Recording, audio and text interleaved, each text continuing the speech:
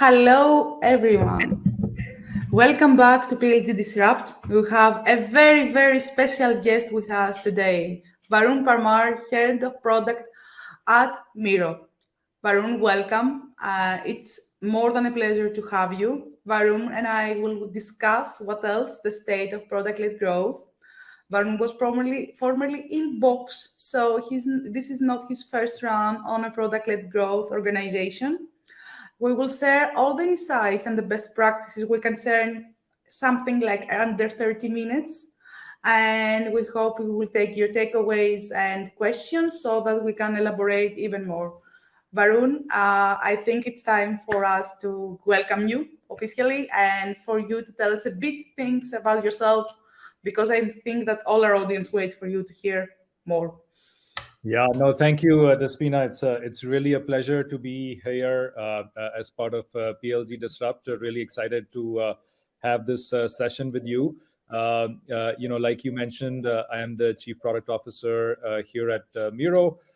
Relatively new to the company, about 4 months in, but having a blast. Learning a lot in terms of what our customers are using the product for, all the amazing things that we are building from a roadmap perspective. And, just a little bit background about myself. I've been in the collaboration space for close to 22 years. Started off in Adobe, spent about seven and a half years, multiple roles, but I was then finally in the document cloud business. Then worked for a couple of startups. I was started a company on my own, and that company was acquired by Box. I was also the chief product officer for the cloud content management division at EMC.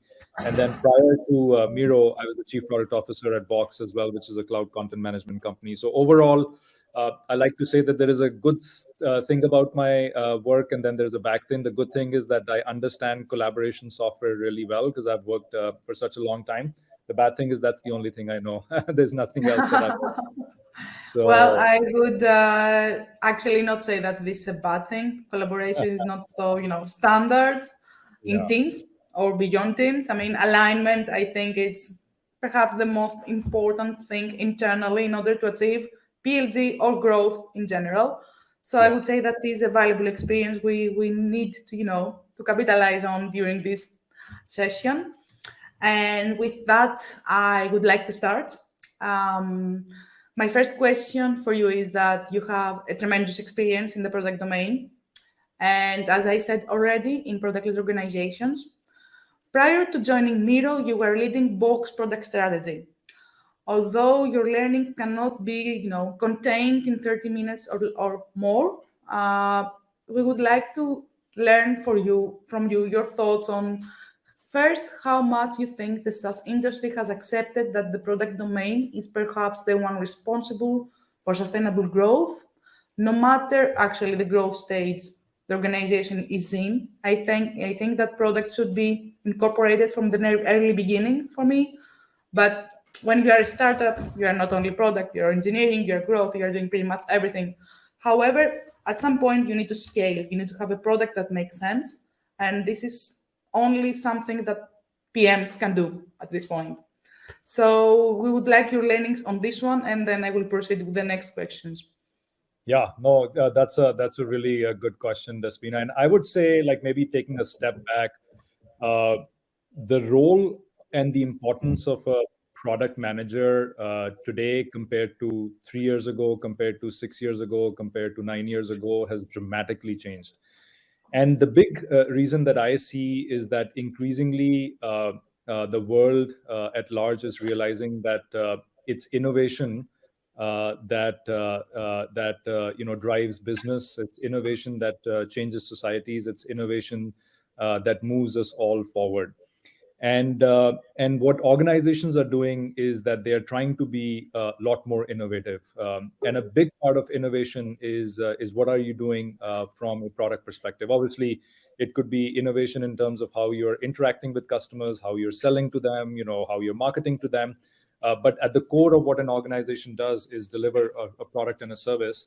And the fundamental question that companies are asking themselves is how can they accelerate this innovation? And that is exactly where the role of a product manager or a product leader, comes in. and the importance of this role is increasing, pretty dramatically. I would say, there is a bunch of things that is causing that to happen. One is just the rate of innovation that's happening in terms of the new technologies and trends that are happening. It used to be, cloud and mobile was the thing that you were focused on, and then more recently, we started to have artificial intelligence, and somebody has to think about, how to take advantage of that trend. And then more recently, you're having things like, blockchain that you have to incorporate. We're seeing things from companies like Facebook, or I should call Meta, as well as Microsoft, announce all the things that they're doing around virtual reality or augmented reality, right?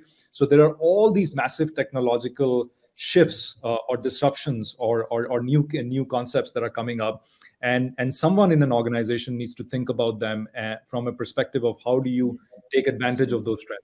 How do you build products and services that actually are built for this new technical paradigm? And if you think about all the different roles, there's an engineer role, they have a key thing to play, and there's a designer role, they also have a key part of what needs to be done. But somebody needs to think of this much more holistically. They need to think of it from a strategically. They need to think of what product needs to be built, what the requirements are. How do you basically start to move the organization in that direction? And that is the fundamental reason, in my perspective, why a product role or a product leader has become really important. And inside of that, I would say, sort of tying it to the theme of this conference, is that how do you then, once you define this service or this initiative or this capability, how do you then start to drive growth, which is a proxy for, like, how do you make sure users are seeing this capability, how they're adopting it, and how they're getting value? How do you start to do that more from inside the product as opposed to outside through different channels and mechanisms? And I think that's also driving a lot of focus on the product persona. I think personally that the product persona has many roles, more than anticipated perhaps originally. I think it will come to own more roles again in the future, perhaps the revenue role. We don't hear that often. We don't make the one put together, but actually your product brings money. So at some point you will start to, make the engineering too, but product should actually be responsible for the ROI in the end, because it designs and manages the product and itself, the whole experience. And that brings me to my next question, which is, okay, we hear a lot about product experience. It's a new buzzword as much as product-led growth. I think they go at hand together. How much do you see that? I wouldn't say product-led growth a trend, but I would say that it's a new reality. How much do you think it's being adopted by SMBs versus enterprise versus the industry overall? Because we are now in the fourth year that PLG is being heard. You do that very much internally at Miro. You constantly iterate your product-led strategy. It's a playground for my eyes, but I think that not the whole industry is there yet. It's going there, but I would like your take as well. Yeah. So if we start maybe with the largest corporations, the enterprise segment that you mentioned, Despina, I would say that we are really in infancy. We are in such early stages of products and companies that go target the enterprise, that are taking PLG motions and successfully running them. I spend a lot of my time with other chief product officers at these enterprise SaaS companies, and I would say the vast majority of them are still focused on the more traditional ways of building the business, where you have a significant investment happening in the marketing and the sales function, which tends to be more focused on building a Rolodex of contacts, and then using those contacts to basically push the product inside of that segment. So I think we are really in the early stages, and what we will start to see is that at some point, companies are realizing that in order to grow really, really fast, in order to scale the business, there are much more effective mechanisms of doing that, even inside of the enterprise. So if you think about the concept that Splunk pioneered several years ago, where you could be a hyper technical persona, and you want to do monitoring of your application that your company is delivering. You could just go to Splunk, like for free, download their product, and then start to deploy it on a server and start to monitor what's happening. So I think like there are some early examples of what's starting to happen, but it's very different. I would say on the completely other end of the spectrum, Despina, there is smaller companies, and those companies have one constraint, and that constraint is that they don't have the resources that some of the bigger companies have had. And I think that has been like one of the best things in terms of the growth of PLG, is that these companies start to innovate and think of ways in which they can engage users right inside of the product, and do it in ways that is beneficial for the user as well. It's much more personalized. It's a lot more relevant to what the user is trying to do in that particular context. And the insights that they gain through these experiments and through these flows that they're building in the product is really allowing these smaller companies to operate at a level that a lot of these big companies can't. So overall, I would say this movement has just started. There are some early successes and companies that have actually done some really great work. At Miro, we are doing some interesting stuff here. But then I would say there are other companies, including Slack, or in some cases Atlassian, who've also done some really amazing work in the early days that we've learned from, at Miro, and trying to drive, greater value across the ecosystem. So what would be the advice from your end on organizations that they were not from scratch product-led?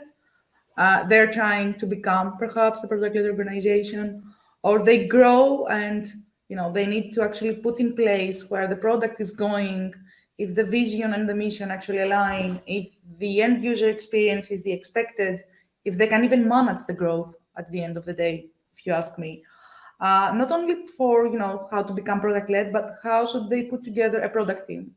Where should they start? We also hear a very new role that comes to the rise, again, a new persona in the product domain, the product ops. For us, product ops, for example, has just so many roles to do, so many alignment internally to enable the product domain to rise within and align with the rest of the organization, deliver the best product possible. So if I was an organization scaling or growing or wanting to go there, where would I start? Yeah, so I would say there are sort of two aspects to this. I would maybe separate out like a team that's focused on product-led growth from a product operations team. I would say if you're in a company that is in growth stage and you want to focus more on PLG, then the way probably to do that is to start off with a small team, and it could be just a team of one person. But get someone who has the experience in product-led growth, that already has a toolkit that they have experimented with and seen results, and bring that person in the organization, and then set them up for success. I think like oftentimes what happens is that companies have their own views in terms of what needs to be done, and then they try to impose these views on people.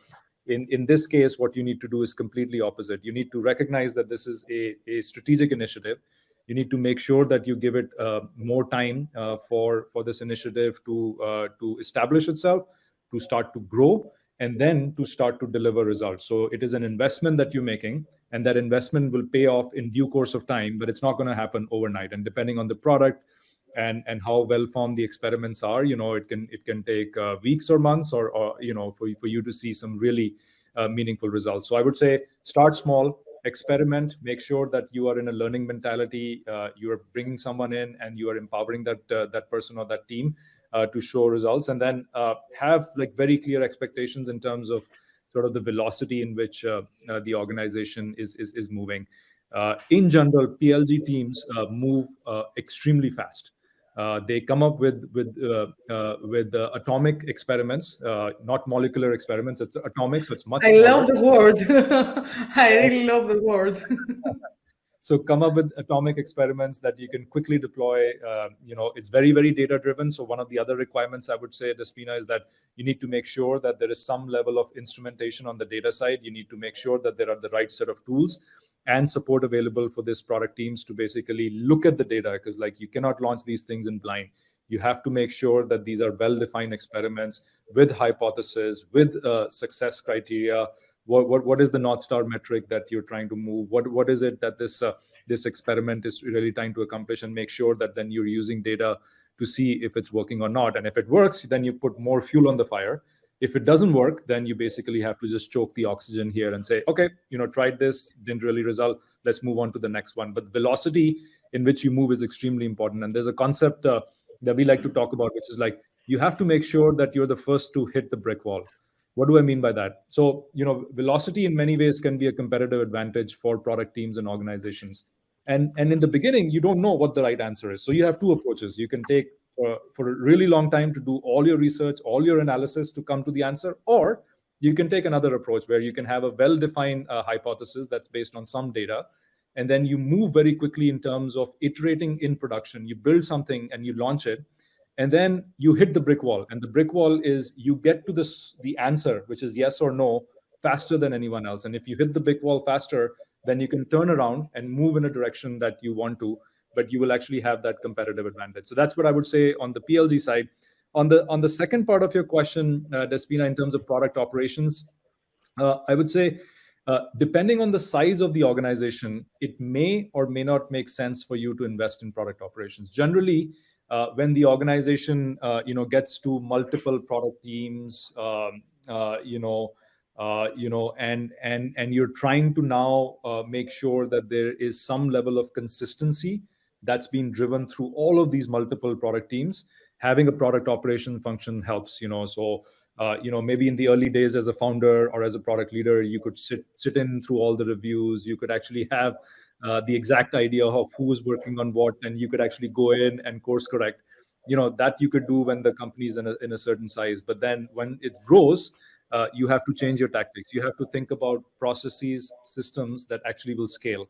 And you have to be very clear what are these systems meant to do. So is product ops a function that is more for visibility, or is it a function that is an enabler?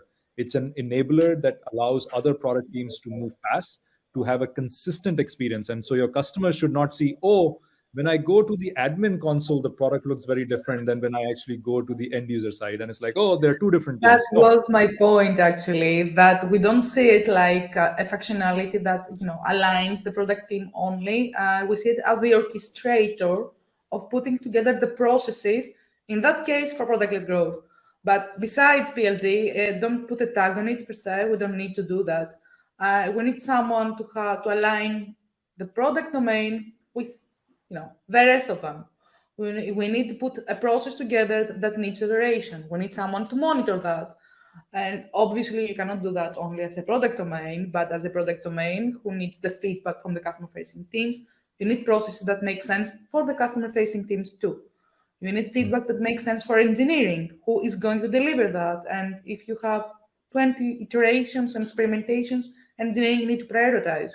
So how do you do that? Because if you have a very popular product, a product and organization that keeps growing, this becomes harder and harder.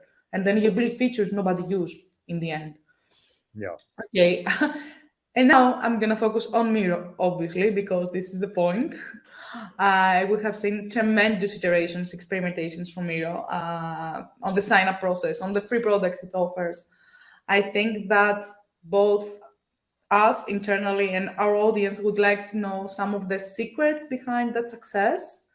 Miro has realized exponential hypergrowth the last few years. COVID obviously helped a lot all the SaaS organizations to go there, but only a successful product needs that kind of growth, if you ask me. So I guess we would love to learn more about it. Yeah. So I think there's a couple of things here maybe to highlight. I think like one is that we have a team that is focused on growth. that's focused on our self-serve business, and it's a pretty big team from an investment perspective, and so we take this very seriously. So this is going back to my earlier point that you have to basically put your money where your mouth is. And so if you believe this is a key priority, you have to invest in it. And in our case, we have a pretty significant team that's focused on it. And it's run by a leader who has been with the business for 8 to 9 years, right? So she was amongst the early ones to when the company was founded, and understands the product, understands the use cases, understands the users, understands the self-serve flows really, really well. And using that expertise has basically built a great organization that actually focuses on the entire journey of the end user. So teams focused on the acquisition aspect of things. So how do we think about getting users into the product funnel? Things once you are basically signed up as a user, how do we make sure that we are activating you in the product, activating you for certain use cases, and there's a team focused on that. And inside of that team, like, there are certain product capabilities that are extremely important that we look at. So for example, our templates feature. So when you use Miro, one of the things that a lot of users talk about is the rich library of templates that we have, including some that the community has created. So it's called the Miroverse. And it's a fantastic capability that allows us to basically activate the users as part of the flow, and obviously there is retention and active use that template. So there's a team that's actually focused on that, and we think about those product capabilities from the user funnel perspective. There's a team that's focused on the engagement aspect of it. So when users are activated and they are now using the product, how do we make sure that the frequency of usage increases? A big part of that is use cases. Certain use cases you use more often than others. Part of that is how are you bringing users back into the product? So notifications as a mechanism. The activation, yeah. Is I would really, love to discuss this. Something further than email, though. I mean, that's right. So we've got very strong notifications in the product that we then have connected to your team communication apps like Slack and to Microsoft Teams, that basically instantly brings you back into the product. And then the expansion aspect of it as well is okay, now you have a user. How do we make sure that the user brings their teammates? You have one team. How do you make sure this team brings the other adjacent teams that they work inside of the business? So there are folks who are focused on that as well. Okay. I would like to narrow down this to a point of product data, which is my favorite one, and the less explored one, if you ask me. I don't really think that there are many people that can talk about product data or product data experimentation or analysis, or put them together with business KPIs. The association is not there yet. But I would like your take on that from Miro and beyond. I mean, I guess that you are concerned with all the stages: activation, reactivation, retention, growth, expansion. But where do you actually makes the difference? How do you decide that this kind of data is, I don't use them, I don't need them? At this point, instrumentation there is not needed. I mean, there are so many data, we need to know what to neglect and what to take in. Which is your favorite takes from the customer journey, from the touch points? I don't know. How do you align that with the rest of the customer-facing teams? What information you pass in? Anything that would align with that? Yeah. So I would say, first of all, as a company, you need to make sure that you have a clear set of metrics that your product teams are held accountable for. In some places they call it North Star metric. So which is the one metric, if you had to pick for your business, that your product team should focus on moving it. And so in our case, there's a North Star metric that we did extensive analysis, and we looked at